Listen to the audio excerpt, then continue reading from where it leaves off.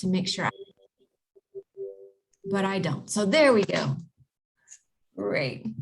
As we keep that coming, I wanted to open us up. A good friend of mine sends me just daily picker-uppers. And he sent me this beautiful quote this morning. This is from the Right Reverend Stephen Charleston, retired Bishop of Alaska. And it was just what I needed, and I hope that you'll receive it as well. So by way of an opening prayer, he says, I just dropped in with a quick word to say, I hope you know that there are a lot of us out here who respect what you have achieved in your life. We think it is important you know that because too often people are busy and forget how much a word of acknowledgement can mean. It shows someone has noticed, someone has stopped to say thank you. In this case, a lot of someone's, because I know I speak for more than just myself. We are grateful for the leadership you have shared, often in a quiet way, to make this world a whole lot better. We appreciate your witness to what a spiritual life is all about. That's it. That's what I want to say, and I mean it on behalf of us all. So that's just a lead in and something that I agree with and hope that you all know how much I and how much we in this Office of Church Planting and Redevelopment love your work and appreciate the ways that you are witnessing to us about this spiritual life. Great introductions in the chat box, and welcome to this third Thursday. As you know, sometimes this takes the form of a training, sometimes it's more of a conversation. Today it's going to be a little bit more of a conversation that we don't always have time to go down the rabbit trail of, but feels really important. Many of you have seen Daniel Lawson. He's going to wave really fast. Daniel's going to wave. Yeah. On some of these calls. And I think, Daniel, you were on maybe our activator training, which back in May, actually, we have another activator training coming up in October, just next month. I'm going to throw that link in the chat box for you if anyone is interested in participating in that. But afterwards, we had a long conversation, Daniel and I, and maybe Tom was part of that, about this tendency in church planting that we have to use very business-like economic language to describe what we're doing. At least I use that language all the time: entrepreneurial, innovative, sell your idea, etc. And Daniel is actually bivocational. He's an Episcopal priest and a teacher, professor of economics at it's Oakland Community College, right in Auburn Hills, Michigan. So I want to turn it over to you, Daniel. Tell us, give us a little intro, and then I know you have some questions to ask for our group. Well, good morning. Hi, everyone. Let's try this again. Good afternoon in my time zone, although some of you it is morning. And hi, everyone. I'm Daniel Lawson, as I was so lovelily introduced, and I am delighted to be with you here today. And this did indeed grow out of a conversation that we had at the activator training. And if you haven't taken the activator training and you are at an appropriate stage in the development of your church new community, I would encourage people to take it. It was really awesome. It was a really, really, really awesome training. Now, I know some of you are way past that point, which is really kind of funny that I am the presenter here today, because in my normal life, when I'm teaching, generally I present on topics that I am the expert about, and I've spent decades studying, and the students have very little experience with. And I think it's really kind of funny for me to be presenting to all of you about anything related to church planting, because most of you actually are church planters, and I aspire to be one someday, but I am still in the dreaming stage and not even the getting started doing anything stage yet. I said, well, no, praying is doing something. I'm doing a lot of praying about it and a lot of talking to people and a lot of asking questions, but I haven't actually started doing anything organizationally yet. And so me presenting to this group. I've been here very much to learn from all of you. And so I was a little overwhelmed and horrified when I heard when I heard Katie ask me, would you present? Because I thought, what do I possibly have to present? But I do have experience with these metaphors that we use that we use. And I was horrified when we were in the activator training and we were talking about the bottom line and we were talking about entrepreneurship and we were using all these business metaphors to talk about the church, because I've always sort of tried to think of the church as building up a reality that's alternate to this this economic reality of scarcity as opposed to the abundance of the reign of God and that sort of thing. And so I've always really tried to keep those metaphors very, very far from each other. And yet in this work, and especially in the literature that I'm seeing related to church planting, I'm seeing a lot more of this startup talk and this startup business talk and that sort of thing. And so the first thing I wanted to ask all of you is, what's your experience? Is this language of business something that you have encountered in the course of the ministry work that you've been doing, is the first part of the question. And the second part of the question is, if the answer is yes, then where did it come from? Was it members of your team that brought that to it from their previous experience in the business world? Was it from diocesan leadership? Was it from trainings that you went to? Was it from grant funding agencies?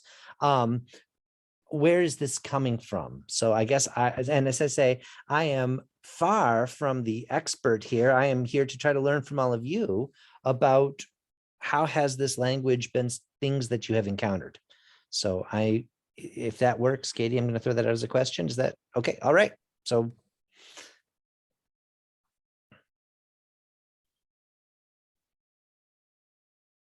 we're a small enough group. If you'd like to unmute, just no need to raise your hand, just unmute and respond to that question. Yeah, Teresa.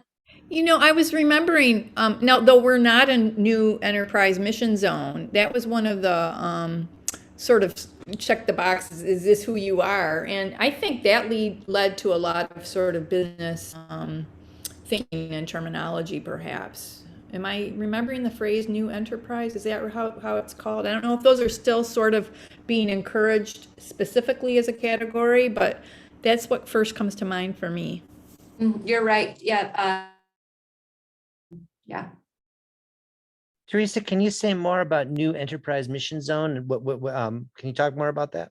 Well, like say you're going to build in an urban neighborhood that's underserved community and you really want to help the community just to, be who they are, but to build up their economics.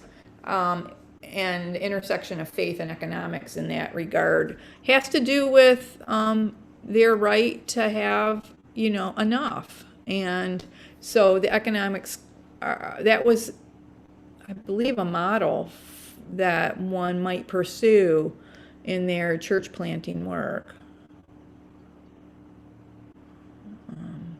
It's kind of. Thank you, Teresa. Do other people have things to share here? I'm happy to. I don't remember exactly.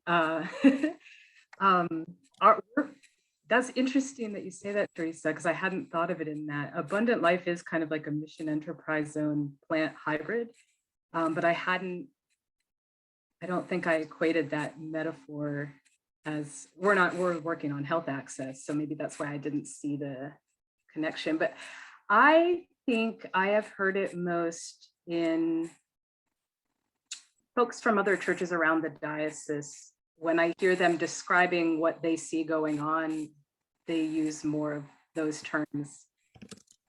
And it is not native to me, so I've been kind of between intimidated and curious and weirded out by it, because I don't know if it fits, but it is not my native language. What words are they using, Audra? Oh, entrepreneurial, I can't remember what else. I think many times to give my pitch and my elevator speech, and I ended up in a corner like shuddering, but mainly because I felt so intimidated because I couldn't do it.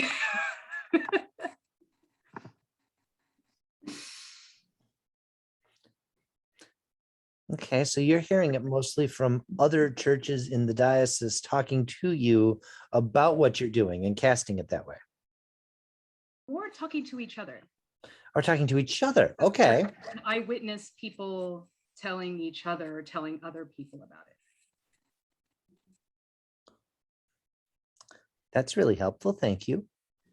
Other people's experience. I hear it a lot from potential grantors. And that's partly because of where we are in our cycle of life. I'm 5 months in, so I'm still learning everything all the time. But the community is 5 years in. And working on, before I ever got here, working on a major collaborative building project with other organizations. And every both church and secular granting organization we've talked to, that's their terminology. They want to know the business plan. They want to know, and part of what I'm working with is trying to balance. Like, I'm hearing that from the folks who are most rightly concerned about, like, if we give you money, are we just throwing it into a pit, or will there be other money to meet it? And then my congregation doesn't talk that way much at all. And I haven't really even, I've heard innovative to me is not specifically a business term. And that's the one I've heard most of the ones you've mentioned. And that one I'm not uncomfortable with at all as a crossover term. So I've not heard anything from my congregation. My congregation works hard and builds good stuff and has good skills, and also has had a lot of good fortune, such that there are a lot of people that I think are convinced that somehow, somewhere in the end, there is a magic wand that my successor had and must have passed on to me. And I'm like, yeah, we do actually need a little bit of the business piece of this, because, like, you know, if we want to build a building that somebody is going to ask us to pay $8 million for, we do actually have to know where $8 million is coming from. We can't just wish that to be different. That's also not theological, or at least it's not good theology.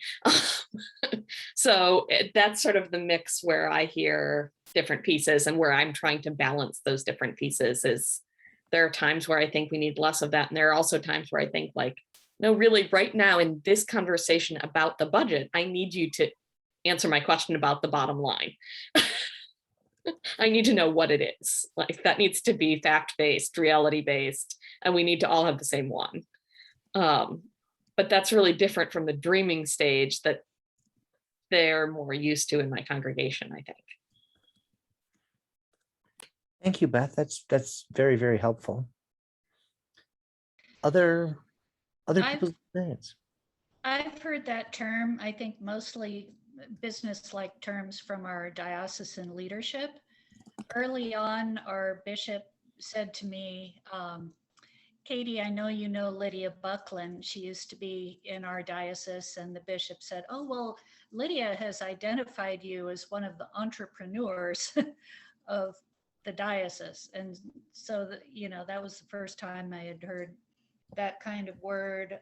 Someone else talked about us at least partially funding our ministry through a social enterprise,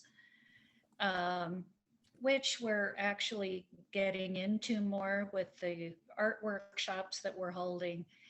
And we just received a diocesan grant to purchase a kiln, which is very, very exciting. And another kind of business aspect that we're looking at is starting kind of a cottage industry. We also minister to the differently abled population, and a chaplain for this local organization called Hope Haven that provides services for disabled youth and adults, was just in to meet and get a tour and that kind of thing. And I was talking to him about starting this cottage industry where we would have sewing machines, looms, all the supplies to do these kind of old heritage crafts, find the people who know how to do those things, bring them in to teach. We would provide the space and the materials, teach those skills, and let people make all these wonderful things that people still love, and also help them to sell those items. So then that kind of business model wouldn't really be for us. It would be more for those we serve. But I find that just kind of in general, we're sort of somewhere between the business model and the parish model, and we're not all of either one. We're not the typical parish and we're not the typical business either. And so, we don't perfectly fit in any of those, but we kind of have aspects of both. Thank you very much. That's really helpful. Anyone else's experience?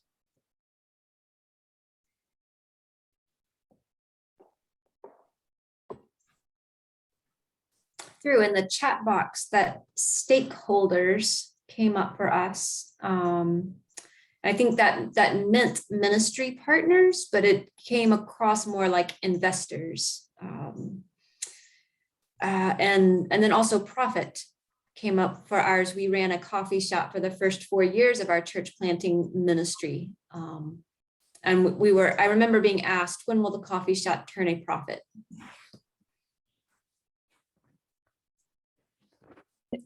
One of the things that kind of fell apart for me on the business and entrepreneurial model was that we did this inner city home repair ministry for a while, and it was like everyone wanted to know when it was going to be its own standalone ministry. When was it going to be this thing that existed like into perpetuity?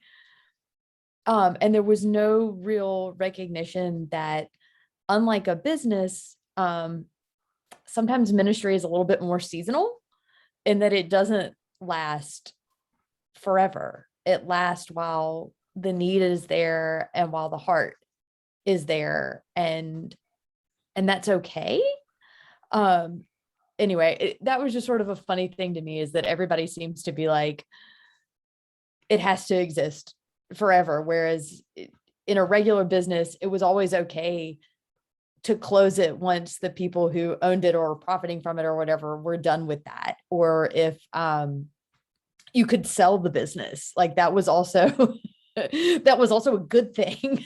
But for whatever reason in ministry, we're like, no, it has to exist forever, just like this. I'm going to write that down. Thank you very much. Exist forever, just like this. Yeah, because that's actually not a feature of the business world at all. But thank you, Lydia. Right, but we inserted onto innovative ministries. Or it has to exist forever just like this to be a success. And if it stops doing that, then obviously it's failed somehow. Yeah, Katie wrote in the chat the word sustainability, and I think that ties into it because that's what people tend to mean. So I hear that word a lot. Is it sustainable? And it almost always means financially. It's not about, the soul of the people working or, in the ministry or, anything like that. So that has always been a struggle for me. I'm part of a fellowship now through Luther Seminary for innovative leaders. And that runs the gamut, so like there's a guy in Minneapolis who's part of a church planting network, and whenever they plant a church, they start a grocery store. So, and a number of the fellows in this project are starting businesses. So it's not just, it's part of the culture. Like I get it from everywhere, from all the things that were being named before about granting agencies. And, our community has been trying to develop some sort of discernment leadership board, and we have some people who work in higher ed, and so they bring that lens to it, and we're often talking past each other because we're not sharing the same language, and it's incredibly challenging. And I've often had a similar experience to you, Daniel, where I hear these terms, and I get really freaked out because I'm like, I don't feel real comfortable with this language that we're using, because what we're doing or what we're trying to do or trying to be about is different. It's an alternative reality, like you were naming. So, and in my 20s, I spent a lot of time in like the church planting world within evangelicalism. So that's where it comes from for me. Like it started, back in that stream as well. And I feel like it has sort of crossed over into, the more mainline traditions and ours, and congregational development is a big push, at least out here in the Northwest. And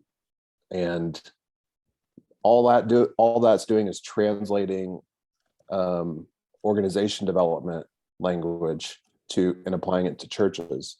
And businesses and NGOs are different. They're structured differently, and so it's tricky. So I appreciate the question and the conversation. Does anyone else have any experience they want to share on this first question before I shift things up a little bit? Jennifer, you're raising your hand. Yeah, I'm sorry I was late, but Katie brought me up to speed on what was the question. And yeah, I'm facing a similar.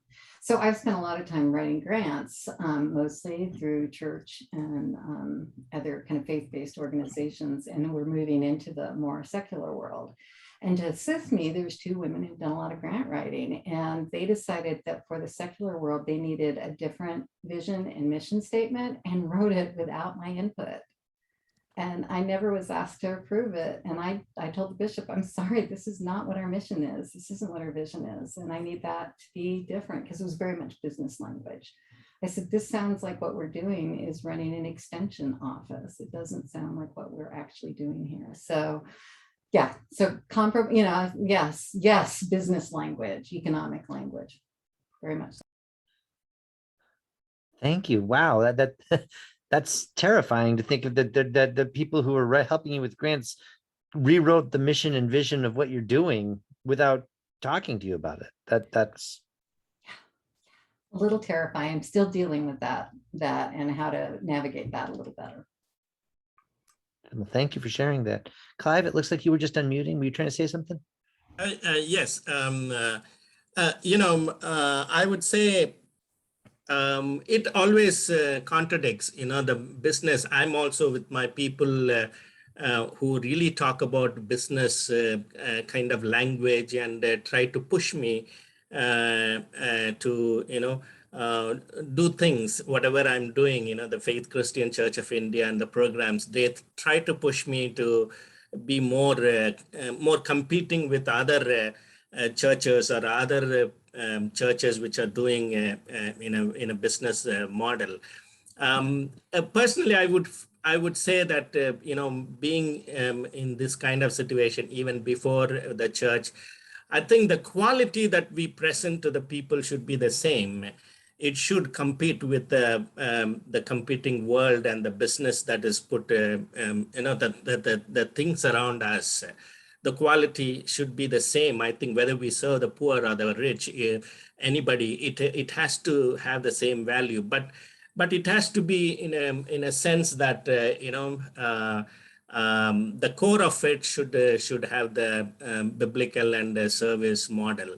I could specifically say one institution that I know, Christian Medical College in India, when all the institutions suffered because we were not able to compete with the multinational companies and the facilities they provide, the churches have suffered with the institutions. So this model the quality, the treatment, the investigation, everything is same.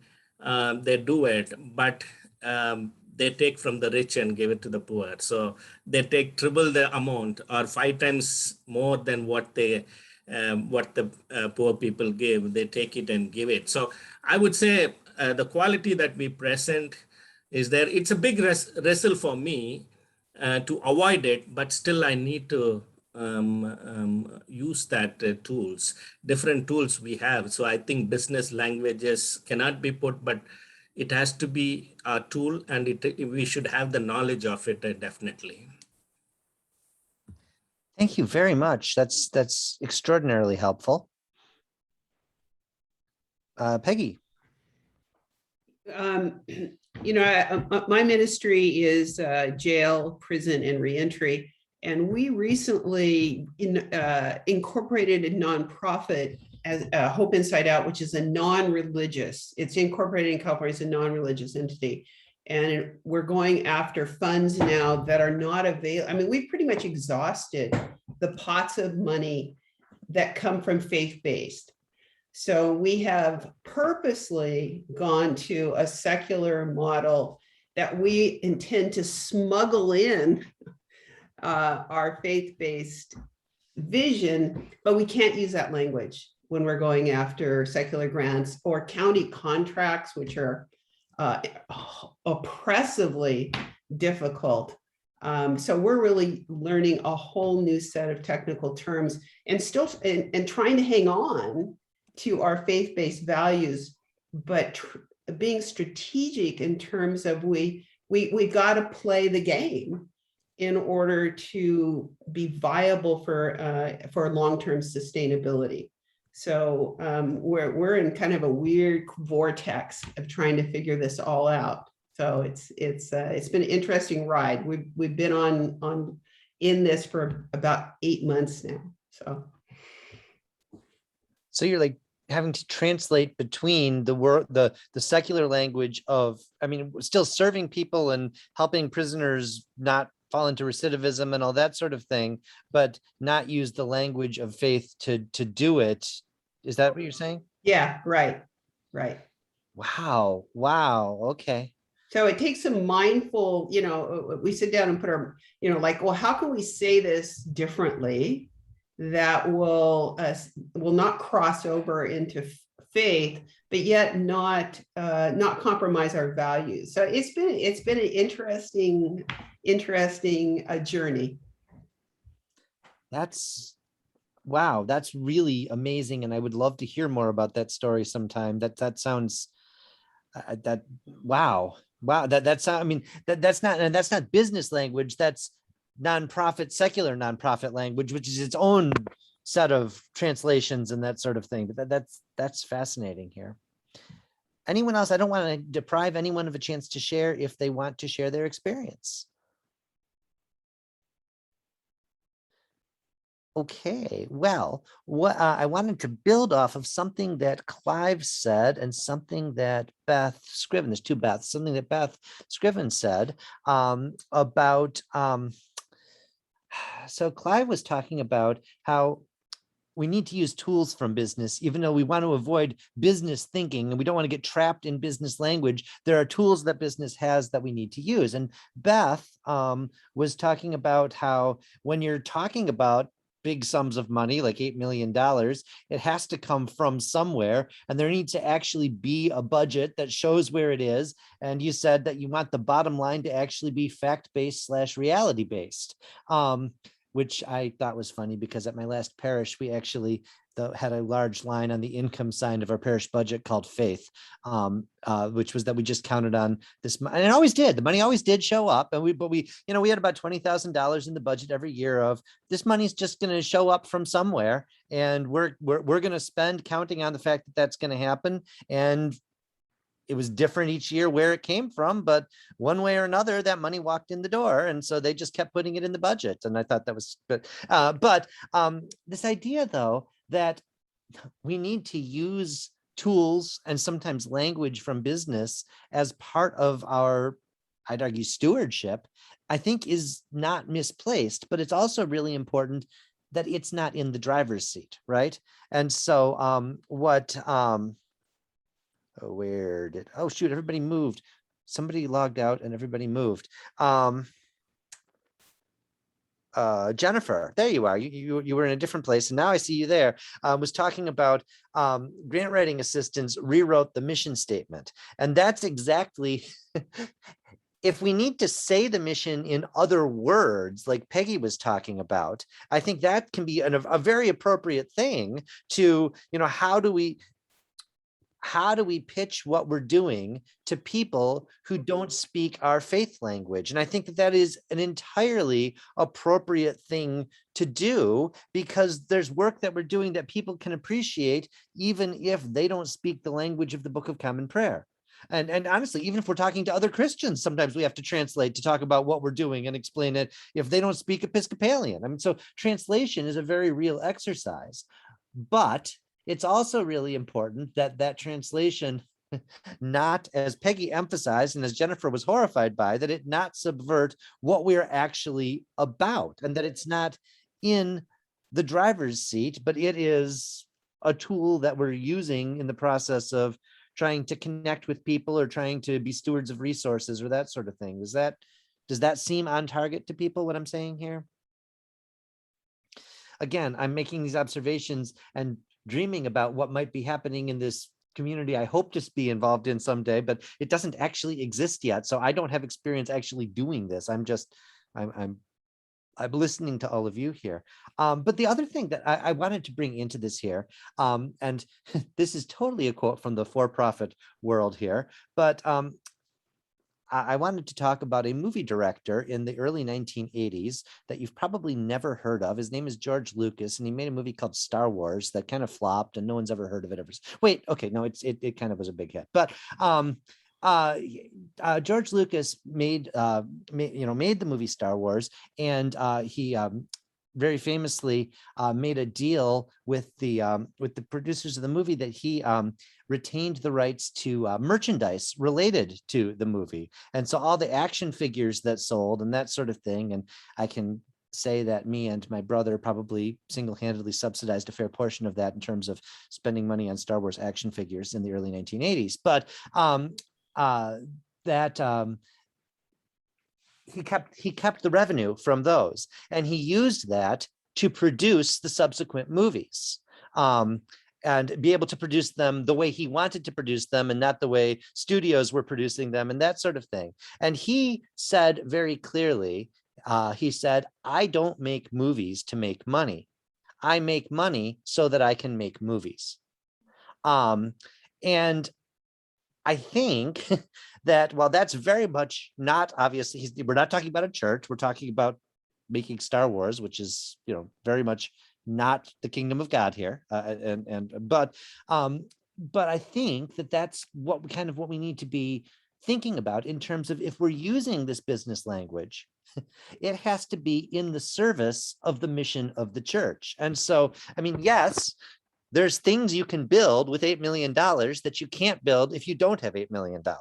And you need to do some accounting to keep track of that $8 million, or no one can or should trust you with that kind of money, because it takes tools and it takes reports and it takes keeping track of money with math that adds up and with reports that follow a standard format so that people can know what's going on and they can read it and believe it and that sort of thing.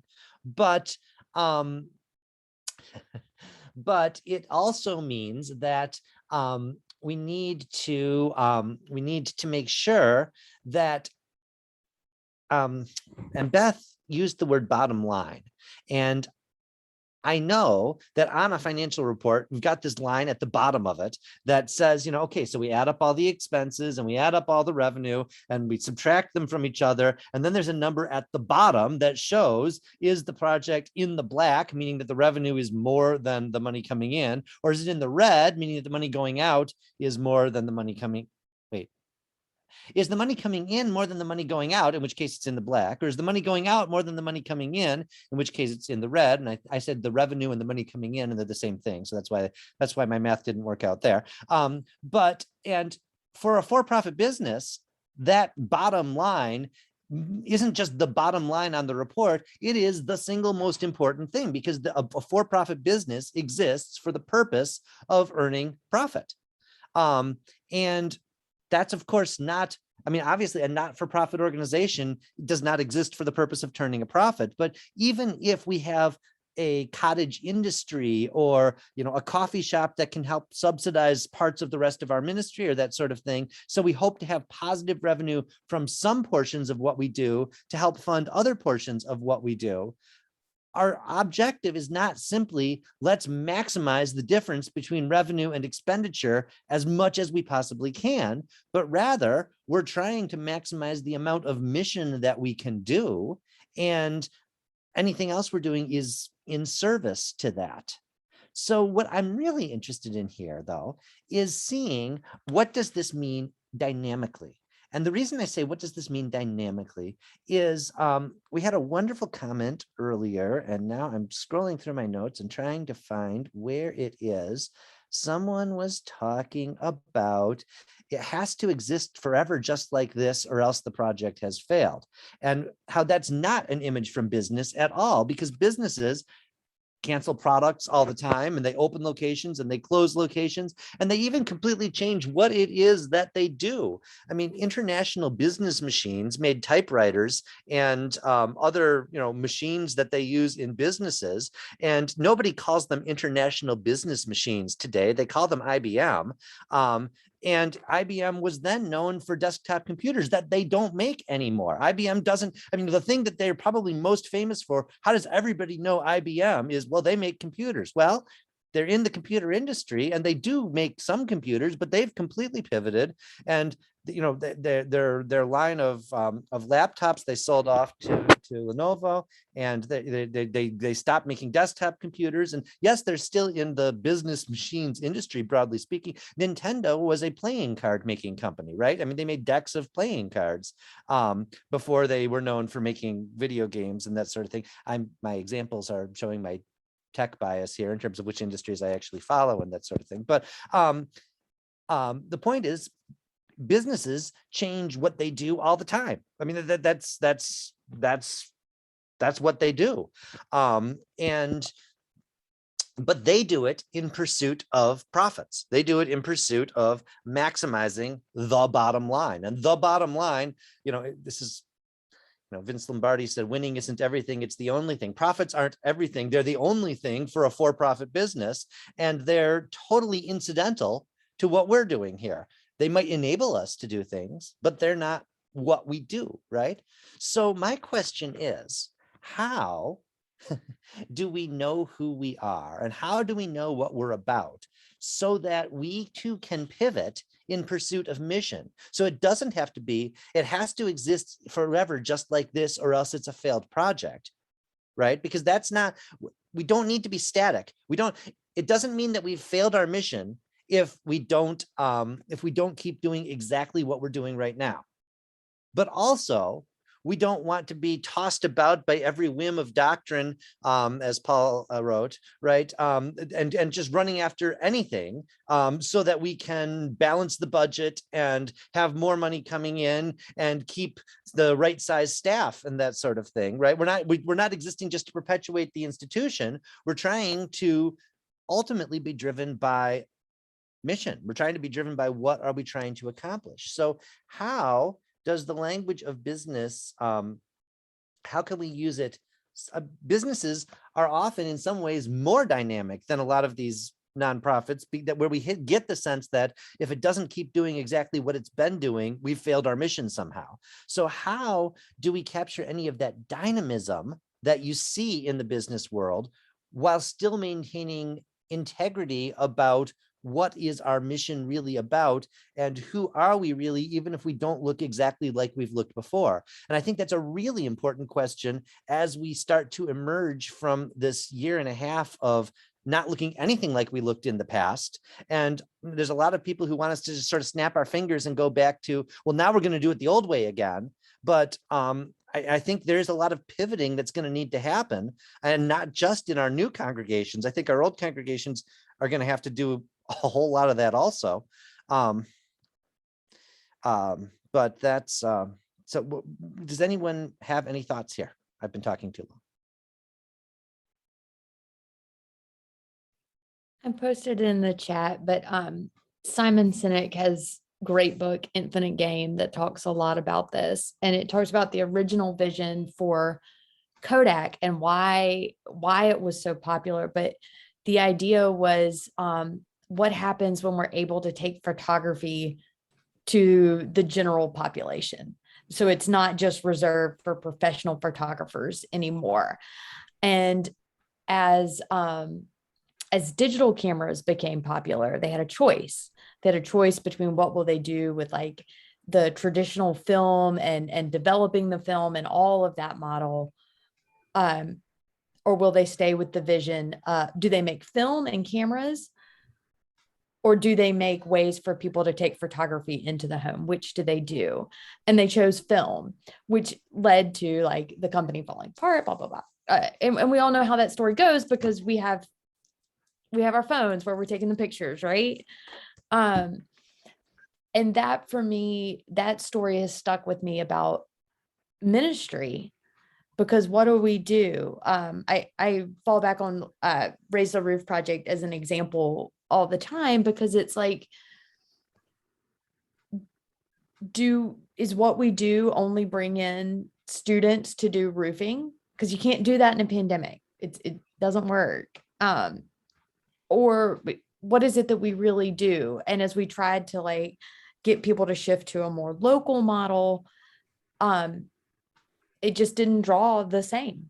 The volunteers weren't as interested in that as they were with working with youth from other places. But anyway, I say all that because sometimes it doesn't work out how we thought it was going to, and that pivot doesn't pivot as we had hoped it would, or even as we felt like we had really discerned into that step.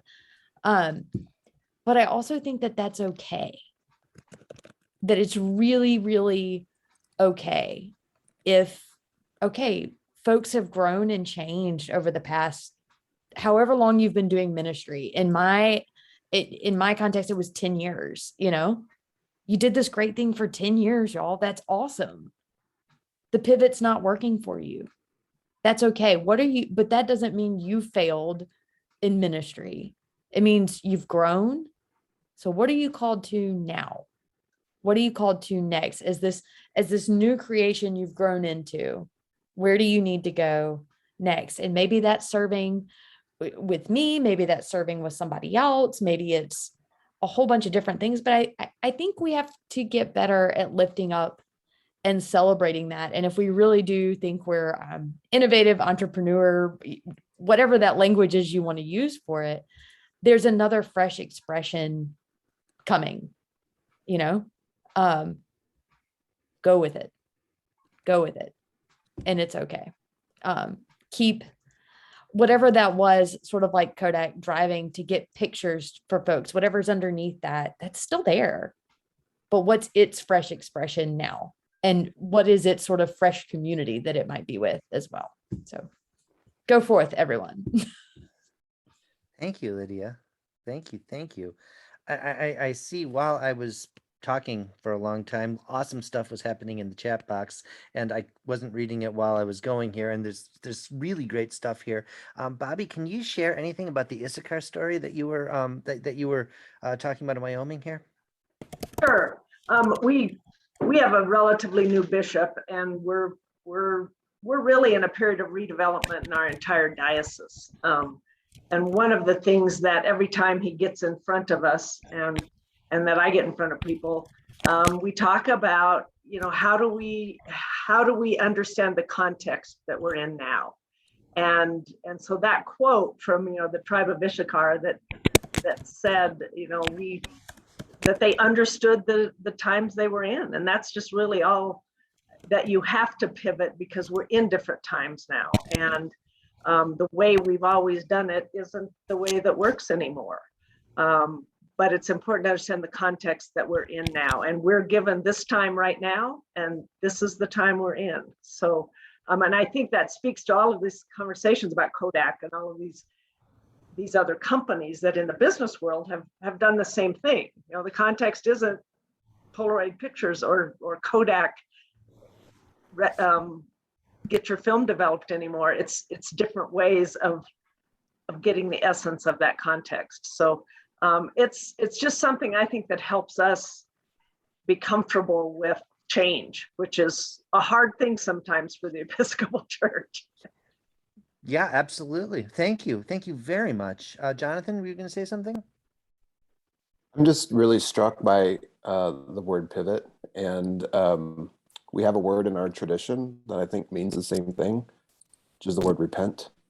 And it makes me think that a lot of the leaning on the business language, like the word mission, for example, we use that a lot. I'm not sure if that comes from military or business world, or if the business world took that from military or what, but that gives me pause too, right? And I think a lot of the reason why in the past I have leaned on that other language is because it feels more acceptable, whereas the church lingo, the theological lingo has been burdened with so much shame and guilt and, you know, all that kind of stuff that has gotten passed down through the generations. And so I don't know, I was just really struck by that. And I'm really interested in the idea of like reclaiming our tradition, which involves translation and involves interpretation, because these things are always changing. But pivot is a much more acceptable word than this, you know, kind of biblical idea of turning, you know, realizing you're going in a direction that's not helpful, not sustainable, not faithful, not current, not contextual, whatever it is, and listening to that movement of the Spirit and turning toward the direction that God wants us to go, or the Spirit is leading, which I know somebody mentioned in the chat in terms of listening to the Spirit. So it's a fascinating. And the other word that goes with that goes along with repent is convert, right? Right. In terms of, Yep.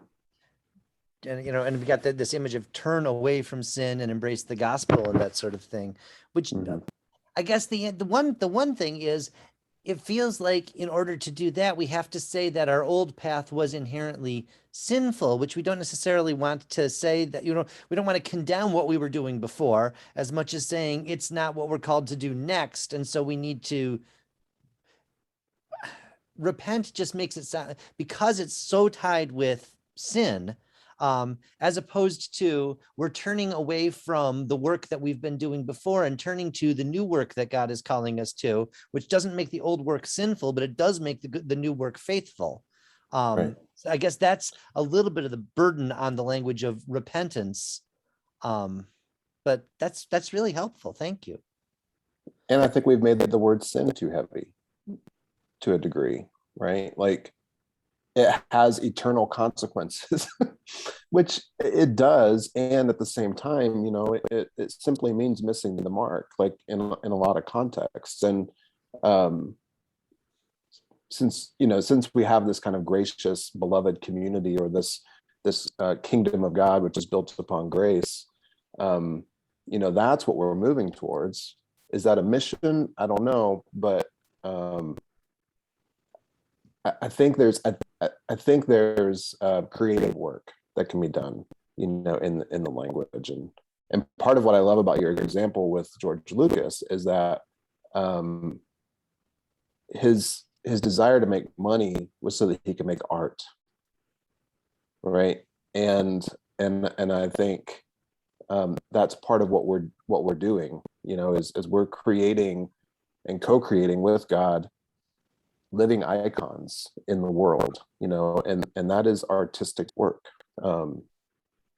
So I'm showing my hand a little bit in terms of being an artist on the side, but there's more than just the economic and business worlds to pull from to help us. The one pushback I would give to you is just that mission was part of the language of the church for a very long time. It's not just a term from the military or from the corporate world. I mean, the church the church has had mission. I mean, it's in the catechism even. I mean, but that's awesome. But I think now it has a particular meaning that maybe it hasn't always had in the tradition, is what Okay. I'm saying. Yeah. That's helpful. Yeah.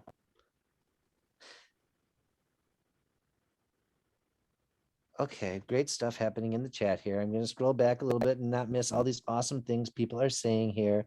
Difference between pivoting and repenting, casting nets on the other side of the boat. That is a beautiful image. That is a really beautiful image of Jesus inviting Peter to, and it wasn't sinful for Peter to be fishing on one side of the boat, but there was an opportunity that Jesus was inviting Peter to do on the other side of the boat. That's a spectacular image.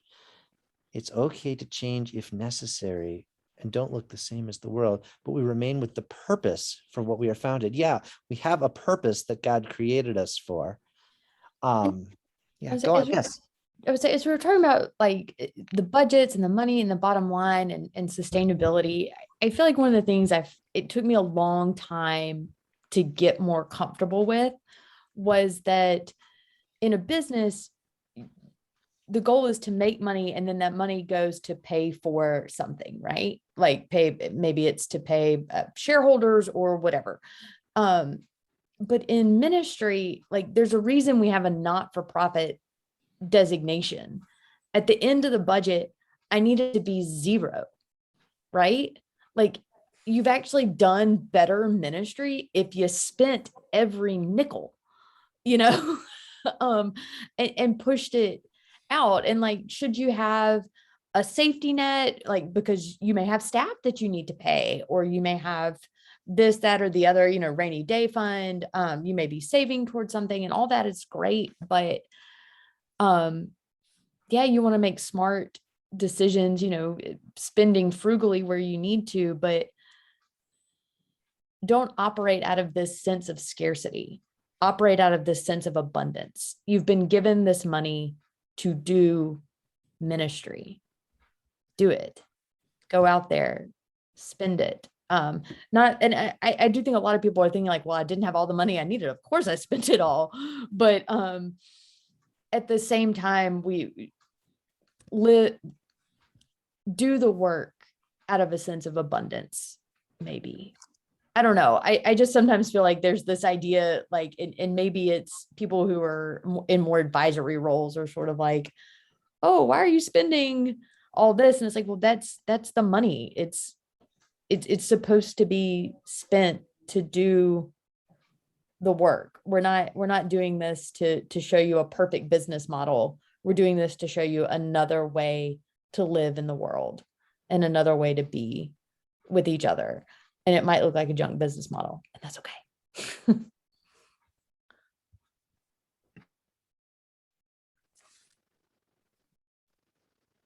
Beverly, did you want to say something? I just apologize for being late. It's a long story. I'm delighted to be here. Wow. Glad you're here, Beverly. Thank you, Katie. We'll probably have a couple more minutes. It's 1:57. Yes, 2 more minutes. David, your comment about 2 Corinthians 8 and 9 about Jesus becoming poor, that through his poverty we may be made rich, is definitely is that the right verse? I think that's what I'm thinking of. Am I thinking of the wrong verse? Yeah, that's it. And it's that whole section. He manages to appeal to the Corinthians to be spiritually and financially generous, but he does it in theological language. And I don't know that we can't just bring it over into the 21st century, but we can certainly take our example from him, and develop our own way of talking about it that gets at the spiritual issues involved, which is what he was doing. It's intriguing to me, and I've tried to emulate him as best I can.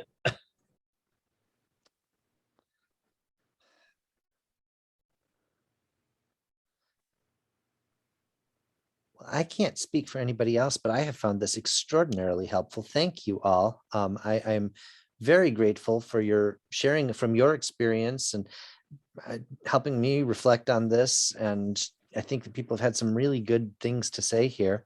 And the chat, we've got to save this chat because it's got some huge gems in it here.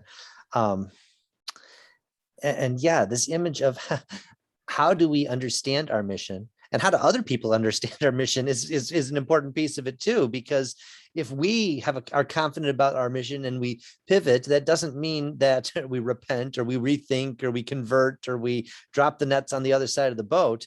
Other people might think, but you're the group that had the nets over there. And if you don't have nets over there anymore, then who are you? I don't even know you. This has been really extraordinary. And again, none of this is to say that we can't look at the budget, and none of this is to say that we don't need to make sure that there's enough money to pay for the things that we're trying to pay for, because all that is obviously real. But the driver's seat is the work of the kingdom of God, and the money is there to be able to do it.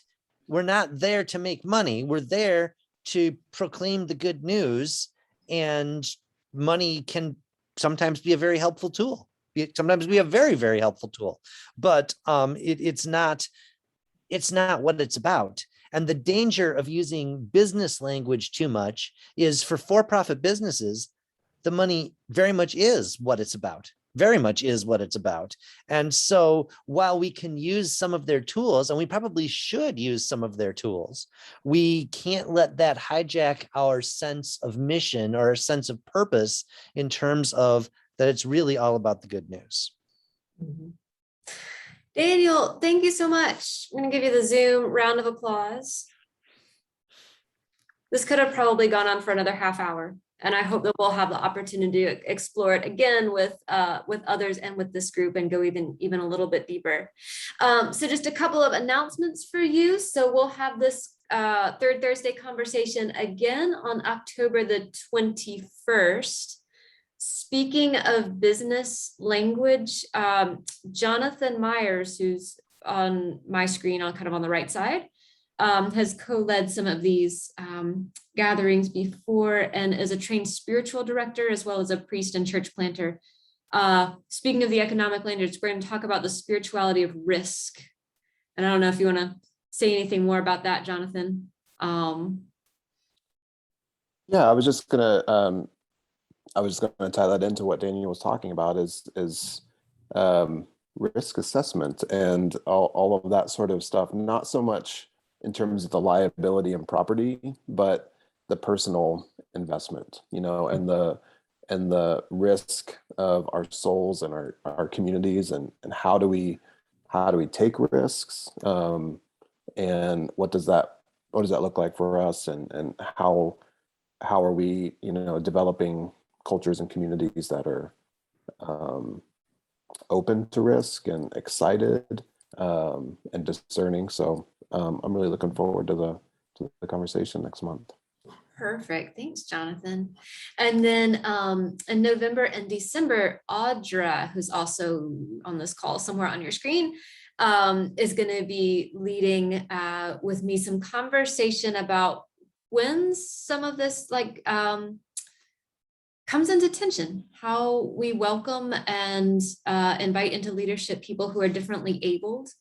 And then in December, how our communities are a kind of an alternate narrative to the white supremacy story that we're seeing play out in our nation right now. And folks, if there are topics or conversations, rabbit holes that you want to go down in some of these Third Thursday conversations, jot me a note because we want to explore it all. All right, stay on for a few minutes if you just want to chat and hang out. I'll leave the Zoom link up. But for the rest of you, we'll see you next month. Be in touch.